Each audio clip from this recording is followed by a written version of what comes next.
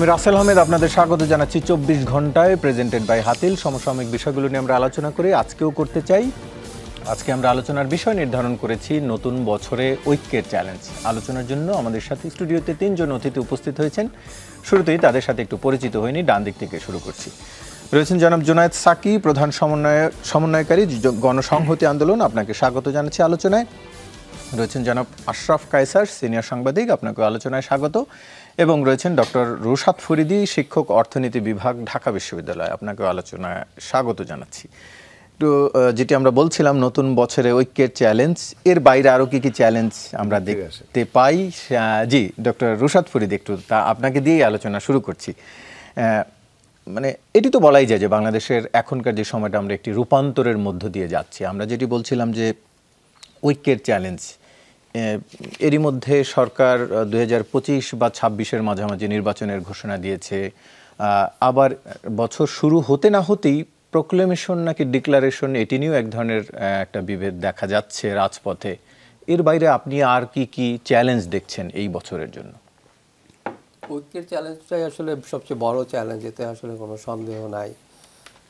এই ঐক্যের সমস্যাটা আসলে আমাদের গত 15-16 বছরে ছিল না, কারণ একটা চরম নিষ্ঠুর একদলীয় একটা স্বৈরতান্ত্রিক সিস্টেমে ছিলাম, যেখানে ঐক্যের কোনো ব্যাপার ছিল না। একটা গোষ্ঠী তারা একত্রিত হয়ে সিদ্ধান্ত নিয়ে যেভাবে দেশ চালাতো, কিন্তু সেই স্ট্রাকচারটা যখন ভেঙে চুরে গেল, তখন কিন্তু এখানে মাল্টিপল ফোর্স কাজ করছে। তো তাদের মধ্যে ছাত্ররা একটা বড় ফোর্স, প্রধান বিরোধী দল আগে যেটি ছিল বিএনপি, সেটা একটা বড় ফোর্স, জামাত একটি সংগঠন, সেটি আর একটি শক্তি, অন্তর্বর্তী সরকারে যারা আছেন দায়িত্বে যারা, তারাও একটা বড় শক্তি। তো এই শক্তিগুলোর মধ্যে টানাপোড়েন সারাক্ষণই চলছে। তো এবং সেখানে কে কতটুকু ক্ষমতার অধিকারী, কে কতটুকু তার পছন্দ মতো জিনিসটা কায়েম করতে পারছেন, সেটা একটা বড় ব্যাপার হয়ে যাচ্ছে।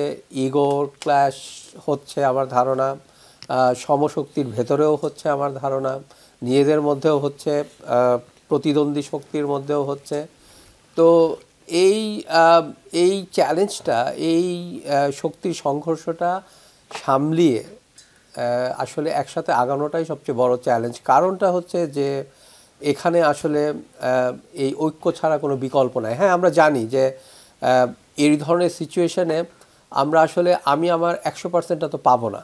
আমি জানি যে আমি যেভাবে দেশ চালাচ্ছি, আমার হয়তো একটা স্বপ্ন আছে, আমার দলের হয়তো একটা আইডিওলজি আছে, আমি হয়তো জানি যে এভাবে করলে খুব ভালো হতো, কিন্তু আমার আরেকটা প্রতিদ্বন্দ্বীদের শক্তি, তার কিন্তু আরেকটা আইডিওলজি আছে, সে মনে করছে ওভাবে চালালে ভালো হবে। তো আমি আমার 100% পাবো না, আমি হয়তো কিছুটা পাবো, আরেকজন হয়তো কিছুটা পাবে।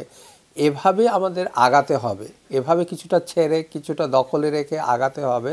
না হলে আমরা এত রক্তের বিনিময়ে যেই এখন স্বাধীনতাটা পাচ্ছি, যেই নতুন বাংলাদেশ গড়ার স্বপ্ন দেখছি, সেই স্বপ্নটা টিকিয়ে রাখা মুশকিল হবে যদি আমরা আমাদের নিজেদের জায়গাগুলোতে অনড় থাকি। এই ক্ষেত্রে মানে যেটি শুরুতেই আসলো গতকাল থেকে বা এর কয়েকদিন ধরেই, যে এই ঘোষণাপত্র হবে নাকি ডিক্লারেশন হবে, আসলে এই বিভেদটি কতটা দূর করা সম্ভব? আসলে এই বিভেদটা এই মুহূর্তে আমার কাছে মনে হয় খুবই সবার মধ্যেই একটা বিশাল একটা চমক এবং অস্বস্তি জন্ম নিয়েছে। একটা সাধারণ নাগরিক হিসেবে আমরা তো আর ভেতরের রাজনৈতিক দলগুলো বা ছাত্র সংগঠনের ভেতরের কি চলছে সেটা আমরা জানি না, কিন্তু আমাদের এই এত 5-6 মাস পরে হঠাৎ করে বিপ্লবী সরকার, জুলাই প্রোক্লেমেশন, এই জিনিসগুলো আমাদের কাছে একটা চমক হিসাবে আসছে এবং আমরা খুবই অবাক হয়েছি। এবং এগুলোর সাথে আমরা আসলে সাধারণ নাগরিক হিসেবে খুব একটা একাত্ম বোধ করতে পারিনি। এবং সবার মতো আমাদেরও মনে হয়েছে যে এটা তো আসলে এই কথাবার্তাগুলো তো আসলে অগাস্টের 5 তারিখের পরে হয়ে সেটেল হয়ে যাওয়ার কথা, এই কথাগুলো এখন হঠাৎ করে আসছে কেন?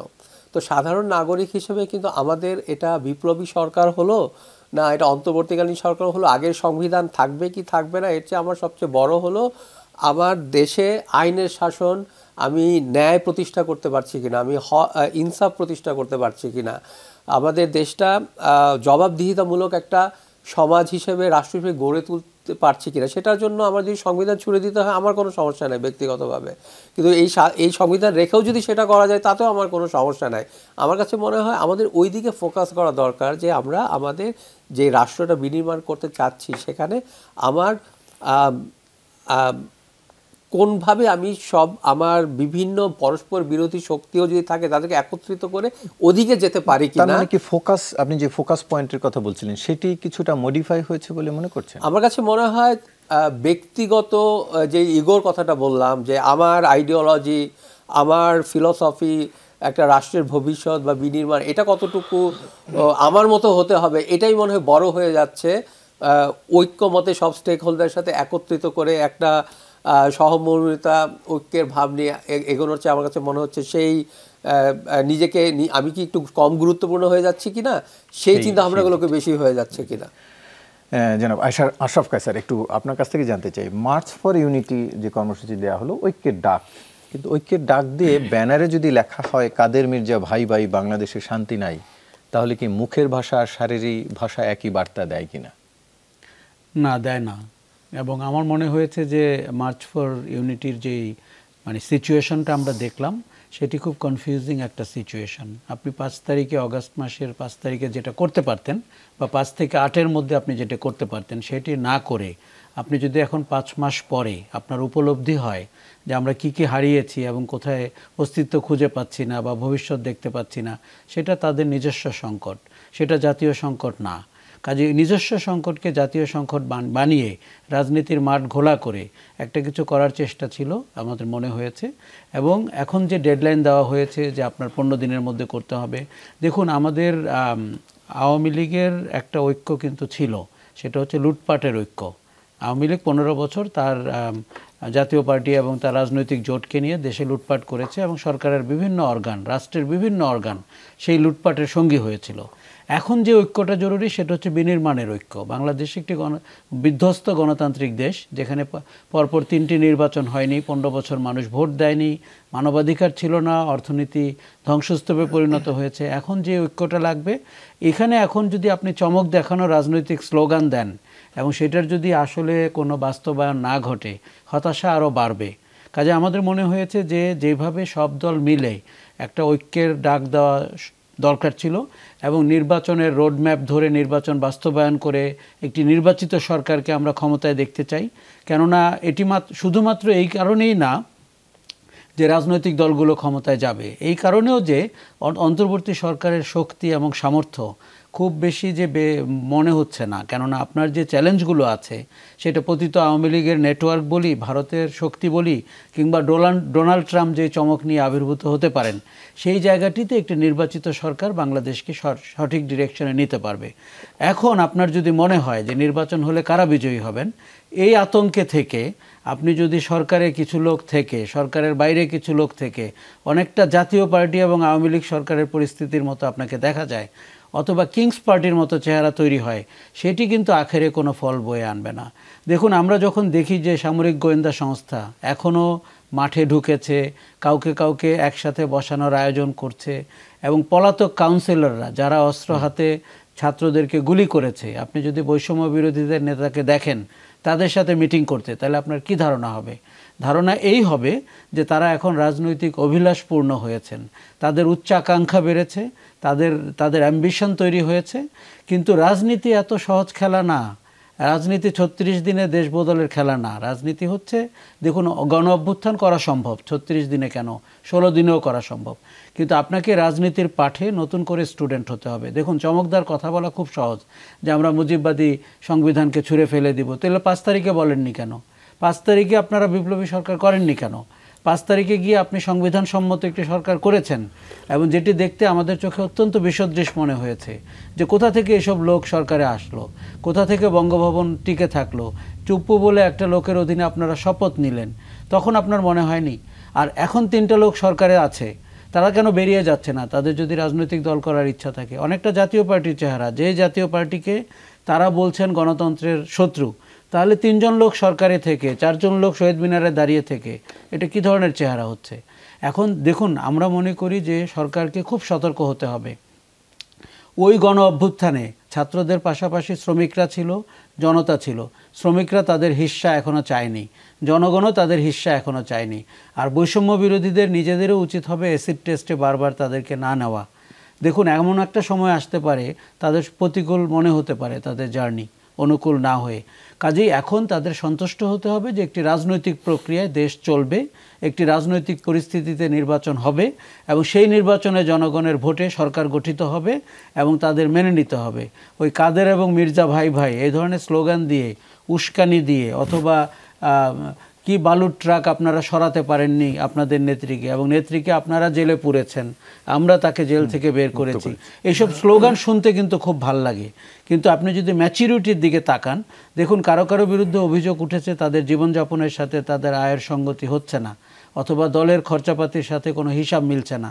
এইগুলো যেই রাজনীতির মানে দৃষ্টান্ত আমাদের কাছে আনে, সেটি কিন্তু ভালো রাজনীতি না।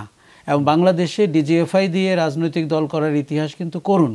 আপনি গত 7 জানুয়ারি নির্বাচনে যারা কিংস পার্টি করেছিলেন তাদেরকে এখন খুঁজে পাচ্ছেন? কিংবা অতীতেও নির্বাচনগুলোতে যারা কিংস পার্টি হয়েছিল, খুব সাবধান হতে হবে যে আমরা আসলে রাজনীতির ভাষায় কথা বলছি নাকি চরমপন্থী ভাষায় কথা বলছি। দেখুন, চমকদার অনেক কিছু আপনাকে 2-3 দিন বাজারে সঠিক জায়গায় রাখবে, কিন্তু আপনাকে দীর্ঘমেয়াদে লড়াই করতে হলে আপনাকে একটা সঠিক রাজনৈতিক বয়ান তৈরি করতে হবে। বৈষম্য বিরোধী ছাত্র আন্দোলনের রাজনৈতিক বয়ান, শিরোনাম এবং চমকদার শিরোনাম, যেটি অনেকটা সেন্সেশনাল জার্নালিজমের মতো, এর বাইরে আমি কিন্তু সারবত্তা কম দেখছি। জি, জুনায়েদ সাকি, একটু আপনার কাছ থেকে জানতে চাই, এখন 72 সংবিধান বাতিল করা একটি ইস্যু হয়ে দাঁড়িয়েছে। সংবিধান যদি বাতিল করা হয় তাহলে আসলে এই সরকার প্রশ্নের মুখে পড়ে কিনা বা এই সরকারের অস্তিত্ব থাকে কিনা? পাশাপাশি আরেকটি বিষয় জানতে চাই যে যদি সংবিধানের কোনো একটি অনুচ্ছেদ ফ্যাসিজমের পক্ষে সায় দেয়, তাহলে তো সেই অনুচ্ছেদ সংশোধন বা পরিবর্তন করেই সেটি ভালো, নাকি পুরো সংবিধানটি বাতিল করাটাই? ধন্যবাদ আপনাকে, আমার সহ-আলোচক সহ যারা এই অনুষ্ঠান দেখছেন তাদের সবাইকে নতুন বছরের শুভেচ্ছা সালাম জানিয়ে,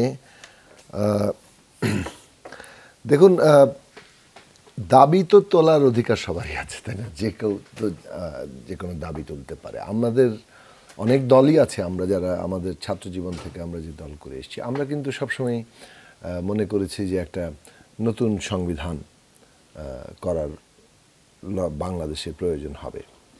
তো সেটা যদি কেউ সেইভাবে জনগণকে ঐক্যবদ্ধ করে একটা জায়গায় যেতে পারে, নতুন সংবিধান প্রতিষ্ঠার লড়াই, তাহলে সে নিশ্চয়ই নতুন সংবিধান প্রতিষ্ঠা হবে। কিন্তু এই যে দাবি উত্থাপন করা মানেই তো এটা নয় যে সেইটার জন্য সমাজে যে শক্তি ভারসাম্যটা সেটা তাৎক্ষণিকভাবে প্রতিষ্ঠিত হয়ে গেছে। অভ্যুত্থান ফ্যাসিস্ট সরকারের পতন ঘটিয়েছে, কিন্তু অভ্যুত্থানের যে মানে সামষ্টিকভাবে যে একটা আকাঙ্ক্ষা বলেন, চৈতন্য বলেন, সেখানে একটা গণতান্ত্রিক ব্যবস্থা প্রতিষ্ঠার জায়গা সেটেল হয়েছে। কিন্তু এই গণতান্ত্রিক ব্যবস্থাটা কিভাবে হবে, মানে কি করলে গণতান্ত্রিক ব্যবস্থা হবে, সেটা অভ্যুত্থানকারী শক্তির মধ্যে, যারা অংশগ্রহণকারী শক্তিসমূহ আছে তাদের মধ্যে কিন্তু একক কোনো শক্তি যে একটা খুব নেতৃস্থানীয় জায়গায় চলে এসছে, ব্যাপারটা এরকম না। যদি মানে ছাত্ররা একটা অগ্রণী ভূমিকার জায়গায় আসছে, কিন্তু সামগ্রিক শক্তি ভারসাম্যে তারা একটা একক নেতৃস্থানীয় শক্তির জায়গাতে তৈরি হয়েছে, যেটা সাধারণভাবে একটা বৈপ্লবিক পরিবর্তনের ক্ষেত্রে ইতিহাসে দেখা যায়, সেই রকম জায়গাটা তৈরি হয়নি। অন্যদিক থেকে রাজনৈতিক দল হিসেবে বৃহৎ রাজনৈতিক অনেক শক্তিসমূহ উপস্থিত আছে। তো এইরকম একটা বাস্তবতায় ছাত্রদের যে অগ্রণী ভূমিকার জায়গা, সেটা কিন্তু রাজনৈতিক দলগুলো স্বীকৃতি দিয়েছে। এটা আন্দোলনের মধ্যেই স্বীকৃতি দিয়েছে যে ছাত্ররা একটা অগ্রণী ভূমিকা রাখছে, এবং এটা আমরা আলাপ আলোচনা করেছি। এখনো কেউ অস্বীকার করছে না। আমরা আলাপ আলোচনা সেই সময় করেছি যে আমাদের আলাদা করে নেতৃত্বটা দেওয়াটা কিংবা এই আন্দোলনের হাল ধরার চেষ্টা করাটা, সেটা আমরা করব না। ছাত্ররা এটাকে এগিয়ে নিচ্ছে, ছাত্ররা মোটামুটি একটা জনগণের ভরসার জায়গা এবং একটা ঐক্যের জায়গা, ইউনিফাইং এজেন্ট হিসেবে কাজ করছে। কারণ এটা কোনো দলীয় রাজনীতির ব্যানার থেকে শুরু হয়নি, একটা সাধারণ ছাত্রদের ব্যানার থেকে শুরু হয়েছিল। সেই কারণেই সকলের একটা ঐক্যের জায়গাটা সৃষ্টি করতে সুবিধা হয়েছে। এই কাঠামোটা বজায় রেখে আমাদের আগানো দরকার, এবং সে কারণে সমস্ত ছাত্রদের কর্মসূচিগুলো রাজনৈতিক দলগুলো সমর্থনই কেবল দেয়নি, সরাসরি প্রত্যক্ষ অংশগ্রহণ করেছে। কাজে এই যে একটা ইউনিফাইং এজেন্টের রোল, সেই জায়গাটা ছাত্রদের স্বীকৃতি দেওয়া আছে এবং সেইখানেই কিন্তু 5 তারিখের পরে সরকার কিভাবে গঠিত হবে সেটা ছাত্রদের হাতেই প্রধানত ছেড়ে দেওয়া হয়েছিল, তাদের মতামতকে অগ্রাধিকার দিয়ে, গুরুত্ব দিয়ে। এই কথা সেনা ভবনে এবং রাষ্ট্রপতি ভবনে 2 জায়গাতেই পরিষ্কারভাবে যদি বলেন, অনেকেই বলেছে, ব্যক্তিগতভাবে আমিও অত্যন্ত জোরের সাথে সেই কথাটা ওখানে তুলেছি এবং তার ফলে তারাই আসলে মূলত এই সরকার গঠনে একটা মূল ভূমিকার জায়গাটা রেখেছে। সেখানে তারা গিয়েছে, সেটাও কেউ আপত্তি করেনি। এখন এই সরকার যখন গঠিত হয়েছে একটা কাঠামোর মধ্যে এবং প্রত্যেকে সমর্থন দিয়েছে, আপনি যে কোনো পদক্ষেপই যান না কেন এখন সেটা কনসেনসাসের ভিত্তিতে এগোতে হবে। কনসেনসাস ছাড়া, সমঝোতা ছাড়া আপনি কিন্তু আর যাওয়ার পদ্ধতিটা আপনি রাখেন নাই। আপনি হয় এরপরে একটা ইলেকশনের মাধ্যমে নতুন ম্যান্ডেট লাভ করবেন, না আরেকটি বিপ্লব করবেন, কিন্তু এই মুহূর্তে আপনার পদ্ধতিগত দিক থেকে কনসেনসাসের বাইরে, সমঝোতার বাইরে আর কোনো পদ্ধতি নাই যখন আপনি এই কাঠামোর মধ্যে এভাবে ঢুকেছেন।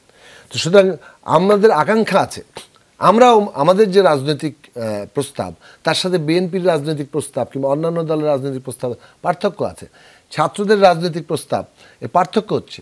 এখন এই পার্থক্য হলে আমরা যে প্রস্তাব করছি আমাদেরটাই করতে হবে একমাত্র, এইটা আমাদের যদি শক্তি সেই জায়গায় নিয়ে যায় তাহলে করবে, আর যতক্ষণ না নিয়ে যাচ্ছে তখন আমি কনসেনসাসকে পদ্ধতি হিসেবে দেখব। এই হচ্ছে দুটো জিনিস। এখন ছাত্ররা তাদের পলিটিক্যাল পার্টি এবং ইত্যাদি করতে চাইছে, সুতরাং তার যে একটা রাজনৈতিক যাকে বলে যে তাদের শক্তি কি সেখানে গেছে, আপনি যেটি না শক্তি গেছে কি গেছে না প্রশ্ন, শক্তি নির্মাণেরও সে তার কাজ করছে, ফলে তার দাবি তার শক্তি নির্মাণেরই একটা অংশ। সেইটা নেসেসারিলি এটাই একমাত্র দাবি এভাবে আমি দেখি না। ফলে দাবি উত্থাপনকে আমি যেমন মানে তার গণতান্ত্রিক অধিকার মনে করি, আবার দাবি উত্থাপিত হলে বলে ওইটাই বাংলাদেশের ডিকটেশন, যেমন 15 দিনের মধ্যে এটা করতে হবে, এটা একটা দাবি। এটাকে আপনি যদি বলেন যে এটা কেউ ডিকটেট করছে, এটা তো সরকার ডিকটেট করছে না, তো এটা তো একটা আন্দোলনকারীদের একটা অংশ করছে। হ্যাঁ, বৈষম্য বিরোধী ছাত্র আন্দোলন এখন পর্যন্ত যে সকলের সমর্থনের জায়গাটা মানে পাচ্ছে কিংবা আমরা একটা ইউনিফাইং এজেন্ট হিসেবে এখনও দেখছি, সেই দেখাটাও কিন্তু খুব শক্ত জায়গায় নেই। এর একটা বড় কারণ হচ্ছে বৈষম্য বিরোধী ছাত্র আন্দোলন যেভাবে সকল ছাত্র সংগঠন, সকল ছাত্রদের একটা প্ল্যাটফর্ম হয়েছিল, এখন ধীরে ধীরে তার সাথে কিন্তু একটা পার্থক্য এসেছে। পার্থক্য এসেছে ছাত্র সংগঠনগুলোর সাথে কিন্তু একই রকম বনিবনা তাদের নেই। কেন নেই সেটা কারণে এটা আলাদা প্রশ্ন, কিন্তু বাস্তবতাটা হচ্ছে যে এইটা ছাত্র সংগঠনগুলোর সবগুলোর সাথে একই রকম বনিবনা তাদের নেই। তাদের এই বৈঠক, তাদের এই মিটিং সবগুলোর মধ্যে কিন্তু ওই একই রকম অংশগ্রহণ এবং জায়গাটা ছিল না। তাহলে বৈষম্য বিরোধী ছাত্র আন্দোলন যে বৈঠক, দুঃখিত আমি, বৈষম্য বিরোধী ছাত্র আন্দোলন এবং জাতীয় নাগরিক কমিটি যে সমাবেশটা করলো, সেই সমাবেশের জায়গায় কিন্তু ঠিক আগের 5ই আগস্ট পর্যন্ত যে ধরনের ইউনিটির জায়গাটা এমনকি ছাত্রদের মধ্যে আমরা দেখেছিলাম, ওটা ছাত্র সমাজের ঐক্যের একটা যে জায়গা তৈরি হয়েছিল, এর মধ্যে কিন্তু বাস্তবতাটা একই জায়গায় দাঁড়িয়ে নেই, সেইটা খেয়াল রাখা দরকার। ফলে আমি দেখছি যে একটা পলিটিক্যাল অর্গানাইজেশন ডেভেলপ করছে, রাজনৈতিক শক্তি, রাজনৈতিক সংগঠন, দল ডেভেলপ করছে। সেটা করাটাকে আমি আগেও স্বাগত জানিয়েছি, এখনও পর্যন্ত আমি স্বাগত জানাতে চাই। হ্যাঁ, সেখানে আমি তাদেরকে এই বিষয়ে আমরা চাইব একটা গণতান্ত্রিক রাজনৈতিক শক্তি হিসেবে যে এই অভ্যুত্থানের মধ্য থেকে যদি একটা রাজনৈতিক শক্তি দাঁড়াতে চায়, তারা যেন গণতান্ত্রিক প্রক্রিয়াটা খেয়াল রাখে। এই যে সরকারের থেকে দল করা যায় কিনা, এইসব প্রশ্নকে বাংলাদেশে কিভাবে দেখা হয় এবং এটা গণতান্ত্রিক কিনা, এই প্রশ্ন তারা যেন বিবেচনায় রাখে।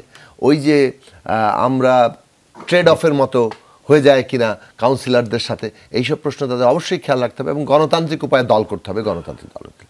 কিন্তু আমাদের দেশে প্রোক্লামেশন অথবা ডিক্লারেশনের কোন জায়গায় যাব আমরা? জুলাইয়ের একটা ঘোষণা, একটা আকাঙ্ক্ষার যে মানে একটা কি বলে সন্নিবেশন একটা ঘোষণার মধ্যে, সেটা থাকা যেতে পারে। কিন্তু এটা প্রোক্লামেশন বলতে যা বোঝায় যে একটা আইনি রাষ্ট্রের একটা আইনি ভিত্তি দিচ্ছেন আপনি, সেই প্রোক্লামেশনে যাওয়ার বাস্তবতাটা কিন্তু মানে সকলের কনসেনসাস সমঝোতামূলক সিদ্ধান্ত ছাড়া এটা আসলে পদ্ধতিগতভাবে এমনকি সরকারের পক্ষে এখন এটা সম্ভব বলে আমি ওইভাবে বেশ কঠিন চ্যালেঞ্জ। আরেকটি বিষয় যেটি আপনি বলছিলেন যে দূরত্ব তৈরি হয়েছে, সেটি নিয়ে একটু জানতে চাইবো যে আসলে এই দূরত্বের পেছনে কি ক্ষমতা একটি কারণ, নাকি একাত্তর নিয়ে কারো কারো একটু বিরূপ মন্তব্য বা মুক্তিযুদ্ধ নিয়ে কারো কারো বিরূপ অবস্থানও একটি কারণ তৈরি করছে কিনা, সেটি নিয়ে একটু জানতে চাইবো। ডক্টর রুশাদ ফরিদী, একটু আপনার কাছ থেকেই আবারও একটু জানতে চাই, শুরু করছি আপনার কাছ থেকেই, যে আমরা বরাবরই দেখি আসলে বড় কোনো প্রয়োজন হইলে রাজনৈতিক দলগুলো বা যারাই আন্দোলন করে তারা সাধারণ মানুষকে আন্দোলনে সামিল করতে চান বা তাদের দাবির পক্ষে যেন রাজপথের সবাই হাজির হন। কখনো কখনো সাধারণ মানুষ হাজির হয়, গুলি খায়, প্রাণ দেয়, আবার তাদেরকে ঘরে ফিরিয়ে দিয়ে যারা আন্দোলনে নেতৃত্ব দিচ্ছেন তারা তাদের মতো করে হয়তো মতাদর্শ তৈরি করেন। এখন কি সাধারণ মানুষের যে এখন যে রাজনৈতিক আলোচনাগুলো হচ্ছে, যেই কারণে জুলাইয়ের আন্দোলনে সাধারণ মানুষ পথে নেমেছিল, গুলি খেয়েছে, প্রাণ দিয়েছে, তাদের প্রকৃত চাওয়াটা কি আসলে সামনে আসছে নাকি উপেক্ষিত হচ্ছে বলে আপনি মনে করেন? এখন দেখেন, প্রকৃত সাধারণ মানুষের প্রকৃত চাওয়া এই বিষয়টা যখন দেশে একটা অভ্যুত্থানের মতো একটা বড় ঘটনা ঘটে, তারপর মানুষ যখন তার নিজের জীবনের প্রত্যেকটা চ্যালেঞ্জে চলে যায়, এক একজনের চাওয়া এক এক দিকে চলে যায়, একে তার প্রাত্যহিক জীবনের চ্যালেঞ্জগুলো ফেস করতে সে ব্যস্ত হয়ে যায়। কিন্তু যখন সে অভ্যুত্থান থাকে বা দেশে একটা বড় বিপর্যয় ঘটতে থাকে, তখন সবার চাওয়ার মধ্যে একটা ইউনিফর্মিটি থাকে। তো আমরা দেখেছি যে জুলাইয়ের সবার মধ্যে চাওয়াটা ছিল আমরা এই অপশক্তির বিদায় চাই, একটা ইউনিফর্মিটি আছে, সবাই একত্র হয়ে মাঠে নেমেছে। এখন যখন যে ছাত্রটা মাঠে ছিল, গুলি খেয়েছে, আহত হয়েছে, সে বা তার বন্ধুরা এখন যখন আবার ক্লাসে চলে গেছে, তার রিয়েলিটি হচ্ছে এখন সামনে মিড টার্ম ফাইনাল পরীক্ষা। যে পেশাজীবীটা দিনের পর দিন, এই আপনি একটু আগে বলছেন বাড্ডার রাস্তায় নিজের জীবনের পরোয়া না করে দিনের পর দিন পুলিশকে ঢিল মেরেছে বা রাস্তায় আন্দোলন করেছে, তার সামনে বড় চ্যালেঞ্জ হচ্ছে কালকের দিন মজুরিটা কিভাবে আয় করা যায়। তো এই জন্য এখন যেটা হয়েছে যে এখন সাধারণ মানুষ এখন তারা দেখছে যে বিভিন্ন পাওয়ার স্ট্রাগল চলছে। তো তাদের আসলে এখন ওই মুহূর্তে যে বড় কোনো ভূমিকা রাখার ওরকম কোনো জায়গা এখন নাই, এবং স্বাভাবিকভাবেই তাই হয়। এখন যেই বড় বড় শক্তিগুলো আছে তাদের আসলে সবচেয়ে বড় ম্যাচুরিটি দেখানোর সময়। কারণ এই যে একটা আমরা সুযোগ পেয়েছি, এটা তো আর চট করে হঠাৎ করে আর কোনোদিন আসবে না। তো এই সময়ে যদি আমরা আমাদের সেই পরিণতি বোধটা না দেখাতে পারি, তাহলে আমাদের খুব সমস্যা হয়ে যাবে। এবং সেই ক্ষেত্রে আমরা যেটা বলছিলাম যে দেশের তো একটা ট্র্যাডিশনাল রাজনীতি অনেক বছর ধরে চলছে, তাই না? এই দেশের যে একটা সংস্কৃতি, রাজনীতি সংস্কৃতি বলেন, আমাদের একজনের সাথে আরেকজনের ইন্টারাকশন করার, আলোচনার যে সংস্কৃতি বা যেভাবেই হোক, সেগুলো অনেক বছর ধরে ধরে গড়ে উঠেছে। তো একটা 15-16 বছরের একটা ফ্যাসিস্ট আমলে সেখানে আরও একটা কঠিন একটা আরেকটা স্তর এটার উপর দিয়েছে। তো এই সব কিছু মিলে যে একটা সংমিশ্রণের মধ্যে আমরা আছি, সেখানে উপর থেকে কতগুলো দস্যু চলে গেলে হঠাৎ করে, সেটা কিন্তু এই স্ট্রাকচারটা কিন্তু ঠিকই রয়ে গেছে। তো এই স্ট্রাকচারটার মধ্যেই আমাদের কাজ করতে হবে। এই স্ট্রাকচারগুলোর মধ্যে যত সমস্যা, যত ইনএফিসিয়েন্সি আছে, সেগুলোর মধ্যে আমাদের অপারেট করতে হবে। এই জন্য আমাদের ধৈর্য ধরা ছাড়া কোনো বিকল্প নাই। এই জন্য আমার মনে হয় যে সাধারণ মানুষদের মধ্যেও আসলে যেটা মনে হয়, তারাও অনেকটু অস্থির হয়ে যান মাঝে মধ্যে। বিভিন্নজন আমাদের বিভিন্ন কথাবার্তায় মনে হয় এই 5 মাস হয়ে গেল, 6 মাস হয়ে গেল, কিছুই তো দেখতেছি না, সবই তো আগের মতো।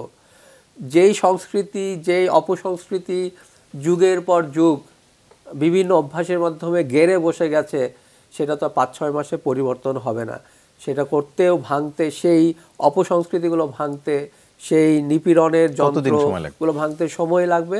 এবং সেই জায়গায় নতুন সুশাসনের বা জবাবদিহিতার জায়গা গড়তেও আসলে সময় লাগবে। তো সেই সময়টা আমাদের দিতে হবে। কিন্তু সেই সময়টা আমরা দেব যখন আমি দেখব যে চেঞ্জ না হলেও ডিরেকশনটা ঠিক আছে, যেদিকে যাওয়ার কথা সেদিকে যাচ্ছে, সেটা কি দেখতে পাচ্ছেন? সেটা আমরা আসলে সেরকমভাবে দেখতে পাচ্ছি না এখনো। জি, জুনায়েদ স্যারকে একটু আপনার কাছ থেকে জানতে চাই, একটি রেফারেন্স দিয়ে বলছি। বিএনপি মহাসচিব ছাত্র দলের প্রতিষ্ঠাবার্ষিকীর অনুষ্ঠানে বলেছেন, দুর্ভাগ্যজনকভাবে বাংলাদেশে আবারও চক্রান্তের খেলা শুরু হয়েছে। যে চক্রান্তের খেলার কারণে আমাদের নেত্রীকে 6 বছর জেলে থাকতে হয়েছে, এখনো আমাদের ভারপ্রাপ্ত চেয়ারম্যানকে দেশের বাইরে থাকতে হচ্ছে। একটা ইঙ্গিত তার কথায় বোঝা যাচ্ছে যে বিএনপি সরকারের প্রতি অতটা হয়তো আস্থায় আছে কি নিয়ে, এই ধরনের একটি ইঙ্গিত দেখাচ্ছে। আমি সেটি নিয়ে আপনার মন্তব্য জানতে চাই না, আমি চাচ্ছি বিএনপি হয়তো সরকারের আস্থায় নেই এমন একটি ইঙ্গিত পাওয়া যাচ্ছে। আপনারা কি সরকারের আস্থায় আছেন বা সরকার আপনাদেরকে আস্থা করছে এরকম? অর্থাৎ কোনো দূরত্ব তৈরি হচ্ছে কিনা আপনাদের সাথে? বিএনপির মনে হচ্ছে একটু দূরত্ব তৈরি হচ্ছে। না, এই সরকার তো অভ্যুত্থানের উপর দাঁড়িয়ে গঠিত হয়েছে, এত হাজারো আমাদের ছাত্র শ্রমিক তরুণদের রক্তের উপরে। আমরা সবাই সমর্থন জানিয়েছি, ফলে আমরা চাই যে সরকারটা সফল হোক এবং একটা রাজনৈতিক উত্তরণের কাজটি যথাযথভাবে সম্পন্ন করতে পারুক, এবং যতদিন সময় লাগবে তার মধ্যে দৈনন্দিন যে রাষ্ট্র পরিচালনা, জনগণের সমস্যা সমাধান করা, সেটা যাতে ভালোভাবে করতে পারুক, এটা আমাদের চাওয়া। এই কাজে আমরা সবসময় সহযোগিতা করার জন্য প্রস্তুত আছি, কারণ এই সরকার ব্যর্থ হওয়ার সুযোগ নাই, মানে ব্যর্থতা আমরা দিতে পারি না আর কি। এটা এই পলিটিক্যাল ট্রানজিশনটা, এটা আমাদের দায় আছে। বাংলাদেশ নিয়ে রাজনৈতিক দলগুলোর দায়িত্ব তো কোনো ব্যক্তির চাইতে অনেক বেশি। 111-এর সময় যে শেষ করি, রাজনৈতিক দলগুলোর দায়িত্ব নিশ্চিতভাবেই মানে যে কোনো ব্যক্তির চাইতে বেশি। কাজেই রাজনৈতিক দলগুলো এই পলিটিক্যাল ট্রানজিশনটা যাতে এই সরকারটা করতে পারে তার জন্য সহযোগিতা করবে। তার মানে এই না যে আনক্রিটিক্যাল আমরা থাকবো, একেবারে সব কিছুকে বিনা সমালোচনায়, বিনা কোনো কিছু ইয়াতে আমরা দেব। সরকার ভুল করলে অবশ্যই সেটা আমরা সমালোচনা করব। সরকার যেদিকে কোন দিকে যাচ্ছে সেটা সারাক্ষণ একটা যাকে বলে যে মনিটরিং থাকবে, এবং সেই দিক থেকে বিভিন্ন দলের দৃষ্টিভঙ্গির মধ্যে পার্থক্য হবে। বিএনপির একটা 111 এবং -2 মানে অভিজ্ঞতা আছে, সেই অভিজ্ঞতার ছায়া তাদের মানে তাড়িয়ে বেড়াবে, এটা খুব, আমি এটাকে খুব স্বাভাবিক দেখি। ফলে বিএনপি যে কোনো ধরনের রাজনৈতিক যখনই টার্মল হচ্ছে এবং অনিশ্চয়তার জায়গা সৃষ্টি হচ্ছে, সেটাকে ওই জায়গা থেকে দেখার যথেষ্ট ভিত্তি তারা খুঁজে পাচ্ছে। সেটা আমি সাধারণভাবে তাদের এই ভয়কে যেমন 100% আমি এন্ডোর্স করছি না, আবার সেটাকে আমি উড়িয়েও দিচ্ছি না। আমি যে জায়গাটাতে যেতে চাইছি সেটা হচ্ছে যে এই সরকার কি আসলে এরকম -2, -3, -1 এগুলো কিছু করতে পারে? আমি মনে করি পারে না। আমি পয়েন্ট ব্ল্যাঙ্ক মনে করি এই সরকারের সেই সক্ষমতা নেই, এবং এই সরকার একটা রাজনৈতিক প্রক্রিয়ার মধ্যে গড়ে উঠেছে। মানে রাজনৈতিক প্রক্রিয়া মানে জনগণের প্রক্রিয়া তো সবচেয়ে বড় রাজনৈতিক প্রক্রিয়া, জনগণের অভ্যুত্থানের উপর দাঁড়িয়ে গড়ে উঠেছে, আমাদের সম্মতিতে গড়ে উঠেছে। তার ওই জায়গায় যাওয়ার সামর্থ্য নেই, এবং সেই জায়গায় যাওয়ার তার তো কোনো সে জায়গায় যাওয়া মানে হচ্ছে যে সে যে সমর্থনের জায়গা থেকে এসেছিল তার সাথে সম্পূর্ণ বিশ্বাসঘাতকতা করা। রাজনৈতিক সমর্থনের উপর তার গড়ে ওঠা, রাজনৈতিক প্রক্রিয়ার সমাপ্তি ঘটিয়েই তার বিদায় হবে, এবং এইখান থেকে যে কোনো বিচ্যুতি তার নিজের অস্তিত্বের সাথে নিজের বিশ্বাসঘাতকতা। শিক্ষার্থীরা অভিভাবক কোথায়? সরকার তো বলছে শুরু থেকেই যে শিক্ষার্থীরাই আসলে এই সরকারের অভিভাবক, বা শিক্ষার্থীরা বসিয়েছে আন্দোলনকারীরা। না, এই কথাটা একটা মানে আপনি নিতে পারেন যে প্রফেসর ইউনূস সাহেব বলেছেন যে আমার প্রাইমারি এমপ্লয়ার, এটা একটা ধরেন একটা আমি একটা রেটরিক হিসেবে দেখি, অলংকারিক বক্তব্য, সেটাকে কোনো আমি কোনো মানে এটা দিয়ে ডিফাইনিং কোনো স্টেটমেন্ট হিসেবে আমি নিচ্ছি না।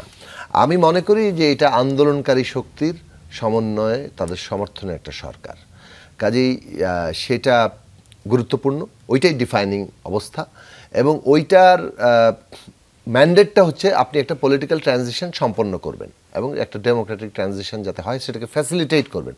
পুরো সরকার ফ্যাসিলিটেটের ভূমিকায়, সেখানে তার দুটো কাজ আছে, একটা হচ্ছে একটা সংস্কারকে ফ্যাসিলিটেট করা, আর হচ্ছে ইলেকশনকে ফ্যাসিলিটেট করা। এই দুটো কাজটা করবে, আর পাশাপাশি দৈনন্দিন রাষ্ট্র পরিচালনা, তৃতীয় মানে প্রথম কাজ, সেটা তো তারা করছেনই।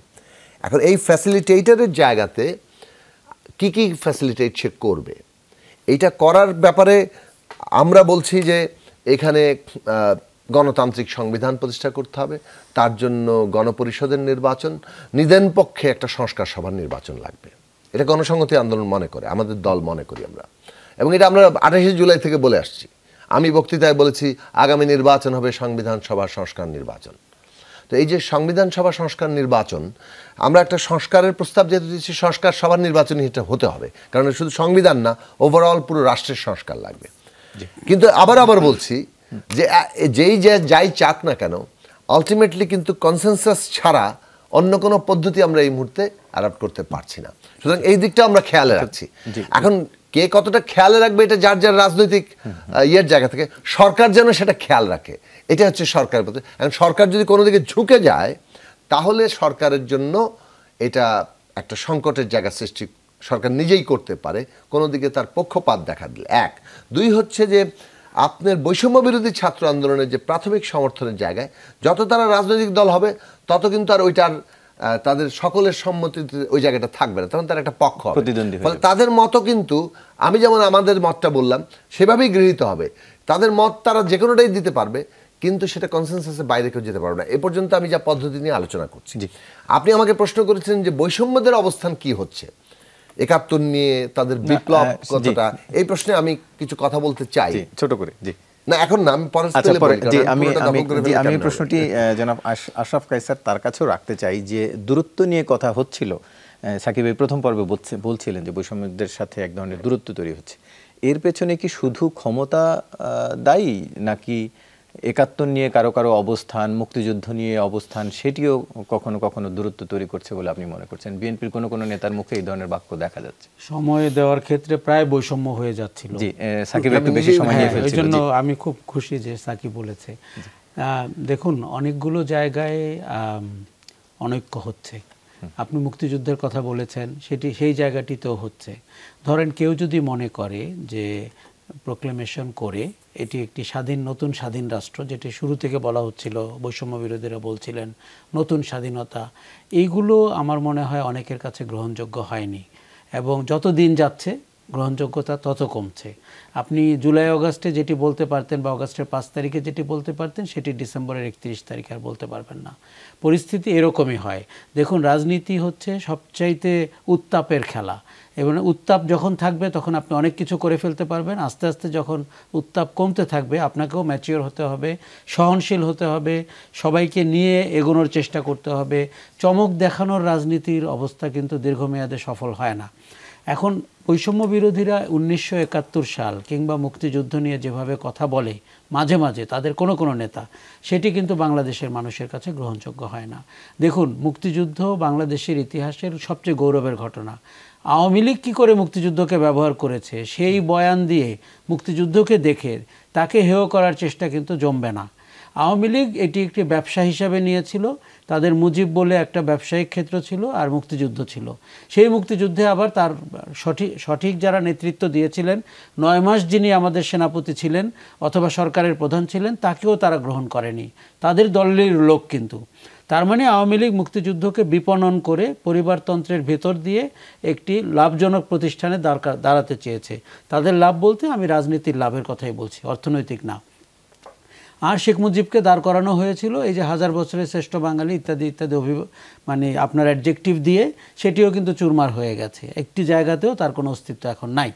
কিন্তু দ্যাট ডাজন্ট মিন যে ১৯৭১ সালের মুক্তিযুদ্ধকে আপনি ছোট করবেন, খাটো করবেন এবং প্রশ্ন করবেন এবং ২৪ সালকে বলবেন নতুন স্বাধীনতা। এই জায়গাটি একটা ইমোশনের জায়গা থেকে আপনি বলতেই পারেন, কারণ ১৫ বছরের ফ্যাসিজমের পতন হয়েছে এবং হাসিনা যেইভাবে বাংলাদেশকে করায়ত্ত করে ফেলেছিলেন, এটি এরকম একটি গণ অভ্যুত্থান ছাড়া, সমস্ত দল মত পেশার মানুষের একসাথে সম্মিলন হওয়া ছাড়া এটি ঘটানো খুব কঠিন ছিল। এবং একটি দলহীন ব্যানারে, ছাত্রদের কোনো সংগঠন ছাড়া ব্যানারে মানুষ, তার ১০০টা কারণ রয়েছে কেন তারা জুলাই অগাস্টে একমত হয়েছিল। এখন দেখুন, আপনি যদি এই আন্দোলনের ফসল একা ঘরে তুলতে চান তাহলে এটি হবে না। এখন আপনাকে সবাইকে নিয়ে সম্মতির ভিত্তিতে, ঐক্যমত্যের ভিত্তিতে সংস্কারের দিকে যেতে হবে। এখন আপনি ধরেন আওয়ামী লীগ পালিয়ে গেছে, এখন আওয়ামী লীগের ভোট কে পাবে, এটি একটি চিন্তা। সেই ক্ষেত্রে কোনো দল ইন্ডিয়ার ইন্ধনে কিছুদিন মানে যেরকম নতুন পানিতে মাছ হয় সেরকম তারা বিচরণ করেছে। এখন তাদেরকে আবার মনে হচ্ছে, তারা মনে হয় বুঝতে পেরেছে যে ওই ভোট, আওয়ামী লীগের ভোট জামাতের কাছে আসবে না। আচ্ছা, এবার বৈষম্য বিরোধীরা তারা আওয়ামী লীগের ভোট পেতে চায়। আপনি কি মনে করেন যে এই দল কোনো ক্ষমা চায়নি, অনুশোচনা করেনি, তারা বৈষম্যদেরকে রাজনৈতিক দল প্রতিষ্ঠায় সাহায্য করবে? এবং ভোট দিবে, তারা বরং তো তাদের নাম ঠিকানা খুঁজে বের করেছে যে 158 জন কোথায় থাকে আর 297 জন কোথায় থাকে, এই তো তাদের নেতৃত্বাই বলছেন। এখন দেখেন বাজারে 16 বছর এই ফ্যাসিজম টিকে ছিল, রাজনৈতিক দলগুলো সফল হয়নি এটি সত্যি, কিন্তু এটি মনে রাখতে হবে রাজনৈতিক দলগুলো কিন্তু রাজনৈতিক শক্তির বিরুদ্ধে আন্দোলন করেনি, শুধুমাত্র তারা রাষ্ট্রীয় শক্তির বিরুদ্ধে আন্দোলন করেছে।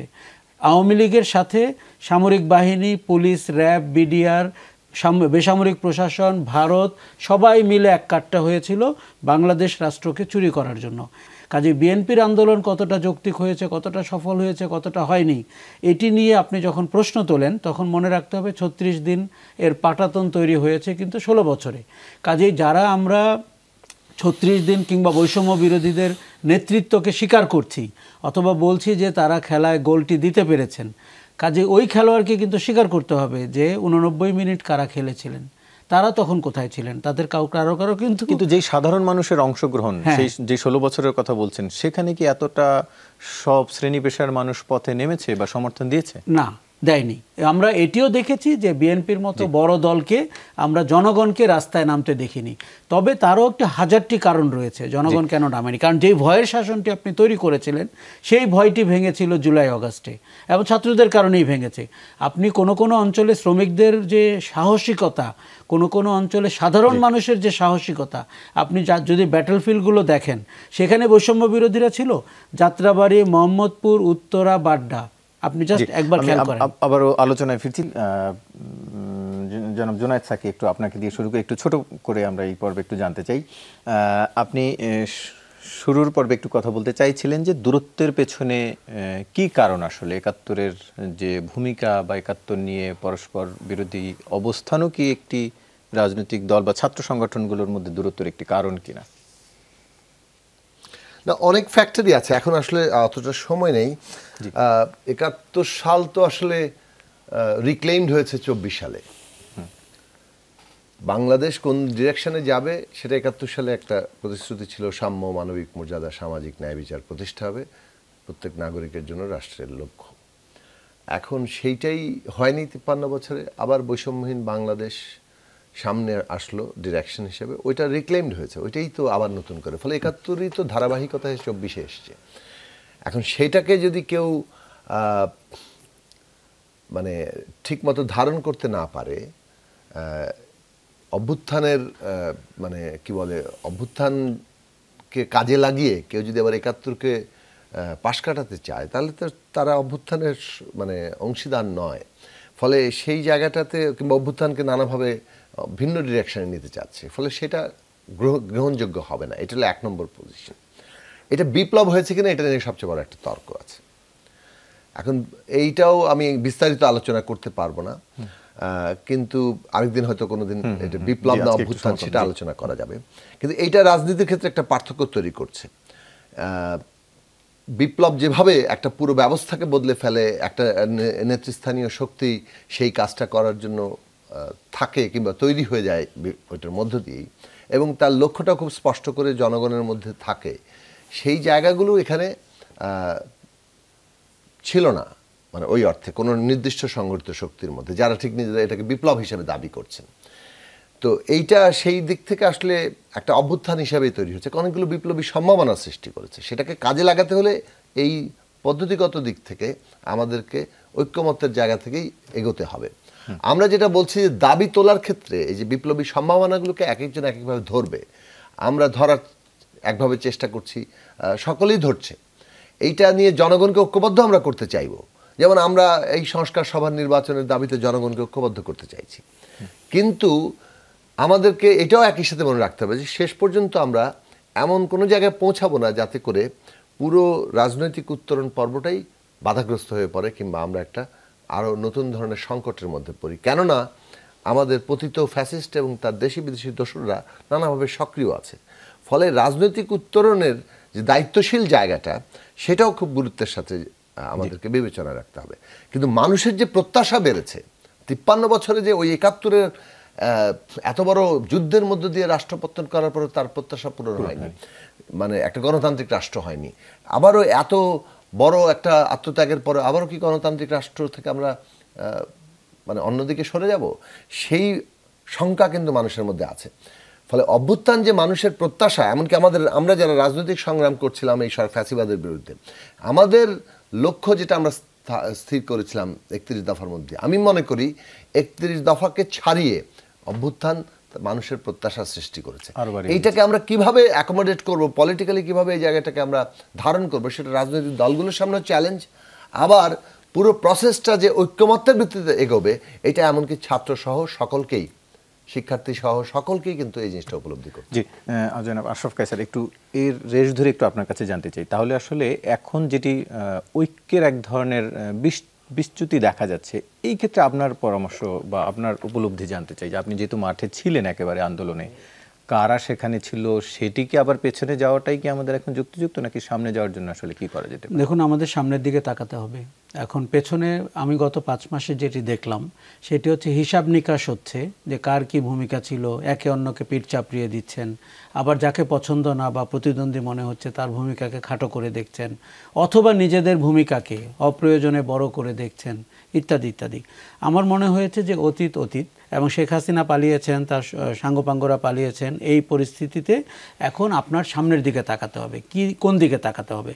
আমার একটা গণতান্ত্রিক শাসন ব্যবস্থা পুনঃস্থাপন করতে হবে, যেখানে নির্বাচন হবে, যেখানে আপনার আইনের শাসন থাকবে এবং মানুষের নাগরিক মর্যাদা থাকবে। এই তো সেইটিতে এখন যদি আপনি খুব চমকপ্রদ শিরোনাম করে সংবিধান ছুঁড়ে ফেলে দিলেন, নতুন করে সংবিধান লিখলেন, এই ধরনের র্যাডিক্যাল কিছু বলেন, তখন কিন্তু সেই সংবিধানের চেহারাটির বিপক্ষে আবার জনগণকে রাস্তায় নামতে হতে পারে।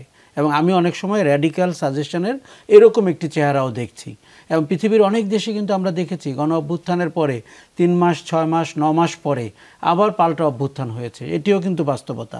তাহলে আমরা কি চাই? আমরা চাই যে যারা পলাতক শক্তির সাথে ছিল না, তাদের বাইরে একটি রাজনৈতিক সমঝোতা হতে হবে। সেটি সংবিধান নিয়ে হতে হবে, সেটি সরকার ব্যবস্থা নিয়ে হতে হবে, নির্বাচন পরিচালনা নিয়ে হতে হবে, এমনকি যেই দুর্নীতির চক্রে বাংলাদেশ আবদ্ধ হয়ে গেছিল সেই চক্রটিকে আমরা কি করে পাব। এখন আপনি একটি রাজনৈতিক শক্তি হিসাবে আবির্ভূত হতে চান, বৈষম্য বিরোধীরা, আমি কিন্তু সাধুবাদ জানাই, কিন্তু সেটি হতে হবে যেরকম করে গণ অভ্যুত্থানের শক্তি হিসাবে তারা আবির্ভূত হয়েছে সেই আলোকে। এখন আপনি মানে সরকারের থেকে আপনি সুযোগ সুবিধা নিয়ে, সরকার পুলিশের প্রহরায় থেকে অথবা ডিজিএফআইয়ের সহযোগিতায় বা গোয়েন্দা সংস্থার, এটি কিন্তু ভালো রাজনীতির লক্ষণ না, এটি কিন্তু তাদেরকে মানাবেও না। দেখুন, আপনাকে মেনে নিতে হবে বাজারে আরও রাজনৈতিক শক্তি রয়েছে এবং কোনো রাজনৈতিক শক্তির প্রভাব নির্বাচনে অপরিসীম প্রভাব রয়েছে। সেই ভয়ে যদি আপনি নির্বাচনে না যান অথবা নির্বাচনকে প্রলম্বিত করার চেষ্টা করেন, শেষ পর্যন্ত পাটাতনটি ভেঙে সমস্ত শক্তির পড়ে যাওয়ার সম্ভাবনাও কিন্তু রয়েছে। জি, জনাব রুশাদ ফরিদ, একটু আপনার কাছে জানতে চাই, প্রশ্নটি রেখে আসলে শেষ করতে পারবো না হয়তো এই আলোচনা। সিসি বলেছেন, প্রধান নির্বাচন কমিশনার, পরবর্তী নির্বাচনে আওয়ামী লীগ আসবে কিনা সেই সিদ্ধান্ত রাজনৈতিক এবং সরকারের, বিদ্যমান আইনে নির্বাচনে তারা আসতেই পারে। একটু আপনার কাছে জানতে চাওয়া যে আওয়ামী লীগ নিষিদ্ধ হোক, এটি বিএনপি চায় না বা অন্যান্য আরও দলও অনেকেই চায় না, তাহলে তাদেরকে ভোটে না আসার কোনো কারণ আছে কিনা আওয়ামী লীগ? আইনি প্রক্রিয়ার মধ্যে এখনো সেরকম কোনো জোরালো কোনো কারণ আমরা দেখছি না। এবং একজন সাধারণ নাগরিক, তাদের তো একটি রাজনৈতিক শক্তি রয়েছে যেটির বলছিলেন আশরাফ ভাই, তারা বাংলাদেশের সবচেয়ে পুরনো রাজনৈতিক দল, তাদের একটা রাজনৈতিক যে অবকাঠামো রয়েছে, সে তার উপরে দিয়ে কতগুলো দস্যু নেতা ছিল, তারা পালিয়ে গেলেও সেই কাঠামোটা তো রয়ে গেছে। তো সেই কাঠামোর একটা শক্তি কিন্তু আছে। তো এই জন্য আমাকে আসলে আমার হাতে যদি বলা হয়, আমার হাতে যদি ছেড়ে দেওয়া হতো, আমি বলতাম যে আমি তো কোনো রাজনৈতিক দলের বিচার করব না, আমি অপরাধীদের বিচার করব, আমি গুন্ডাদের বিচার করব, আমি ডাকাতদের বিচার করব, আমি খুনিদের বিচার করব। তো আমার কাছে যেটা মনে হয়, আমি ছাত্রলীগকে যখন নিষিদ্ধ করার কথা ছিল তখনও একই কথা বলেছি, কোনো রাজনৈতিক শক্তিকে নিষিদ্ধ, রাজনৈতিক দলকে শাস্তি দেওয়ার আসলে কোনো প্রয়োজন নাই। আমি যদি আসলে কোনো শুদ্ধির দিকে যেতে চাই, আমার জাস্ট খুনি, অপরাধী, তাদেরকে বিচার করাটাই যথেষ্ট। তো সেক্ষেত্রে আমার কাছে মনে হয় যে ওরকমভাবে আওয়ামী লীগকে নিষিদ্ধ রাখা বা আওয়ামী লীগের রাজনীতি নিষিদ্ধ হবে কিনা, এই আলোচনাটাগুলো আমাদের মনে ডিস্ট্র্যাক্ট করবে একটা শুদ্ধ রাজনীতির দিকে। অপরাধীদের বিচার হওয়াটাই যথেষ্ট আমার কাছে মনে হয়। অর্থাৎ সেই ক্ষেত্রে অপরাধের বিচার করা, কারণ রাজনৈতিক দলের সবাই নিশ্চয়ই অপরাধী নয়, সেটি আপনি বলতে চাইছেন। যে আলোচনা এসে আসলে আরো দীর্ঘ আলোচনার বিষয়, তাদেরকে সাধারণ মানুষ কতটা ক্ষমা কি করবে না, তবে সেই আলোচনায় আমরা এখনো যেতে পারছি না, সময় আমাদের হাতে নেই। দর্শক, আজকে শেষ করতে চাই এখানেই। আপনাদের সবাইকে ধন্যবাদ এবং আলোচক তিনজন যারা ছিলেন আপনাদের তিনজনকে ধন্যবাদ জানাচ্ছি। শেষ করছি এখানে।